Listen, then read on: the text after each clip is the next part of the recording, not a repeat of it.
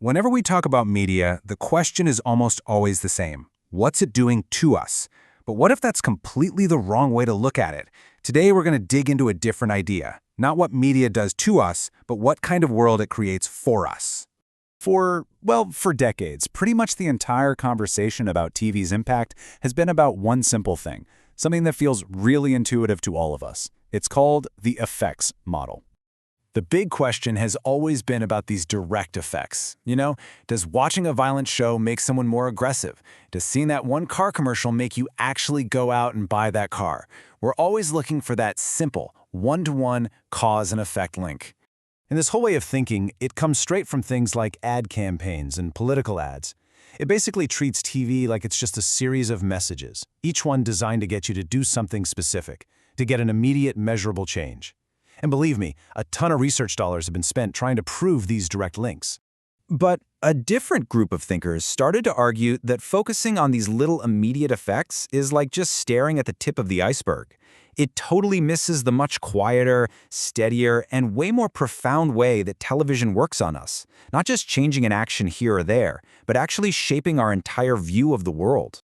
So along came researchers like George Gerbner, and they proposed a totally new way to think about our relationship with media. They called it cultivation theory. Okay, so the core idea here is that television is less like a series of quick arguments and more like the soil you grow up in. The longer you're in it, the more it cultivates your basic fundamental assumptions about what the world is like, what people are like, and really what you should expect out of life.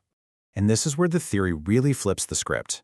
The research suggests that television's main job isn't to be this big, radical force for change. No, it's actually a force for maintenance. Its biggest function is to reinforce what's already there, to shore up social norms, stabilize power structures, and ultimately, to kind of keep things just the way they are.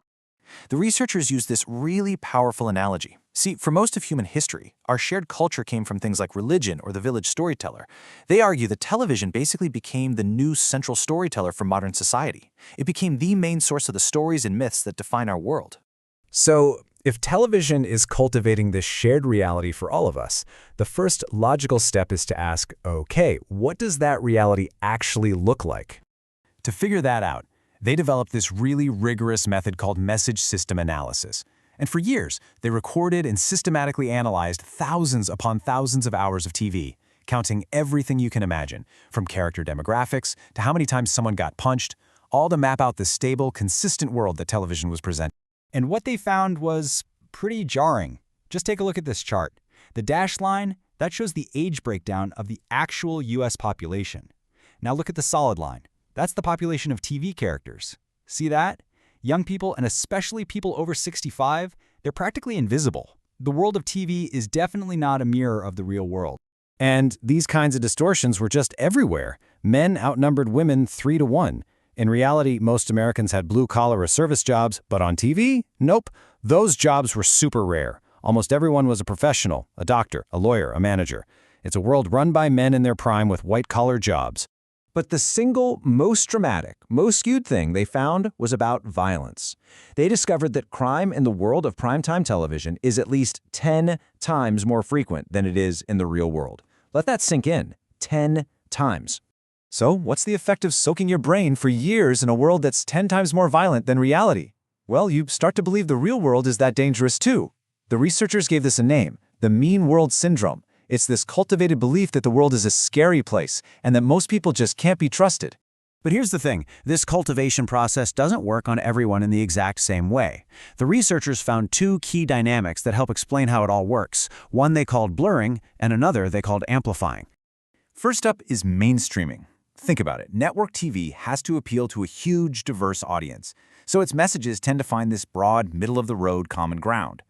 The more TV you watch, the more your own unique views, the ones shaped by where you live or your income or your politics, they start to get worn down and you get pulled into this shared cultural mainstream. So here's how that plays out. If you survey people who don't watch a lot of TV, you'll find a really wide range of opinions between, say, high-income and low-income folks. But when you look at the heavy viewers in those same groups, the differences start to disappear as they're both pulled toward that central mainstream television view. And you can see it right here in the data.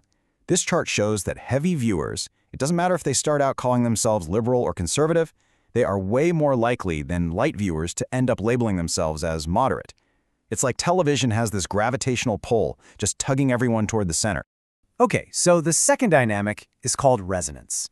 This is what happens when the messages you see on television actually line up with your real life.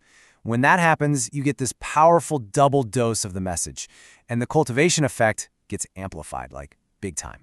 So remember that mean world syndrome? Well, it turns out it's most powerful not just in heavy viewers, but specifically in heavy viewers who also happen to live in high-crime neighborhoods. What they see in a TV crime drama resonates with what they might see or hear outside their window, and that makes the cultivated fear that much stronger. So let's just recap that really quick. Mainstreaming is like a force of gravity. It blurs our differences and pulls us all toward a common center.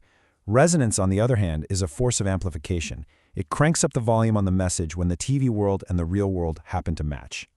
Now, it is so important to remember, this entire theory was born in the age of network television, when basically 3 channels ruled everything.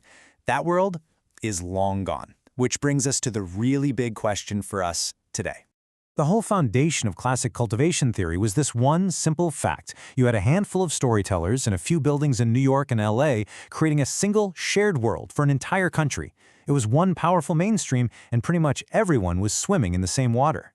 But that's ancient history, right? We now live in this completely fractured media world of a million channels and feeds that are personalized just for you by some algorithm. So this classic research forces us to ask a really vital question. If there's no single mainstream anymore, are we all just being cultivated into thousands of separate little realities? Or is there a new mainstream being built right now, one that we just haven't learned how to see yet?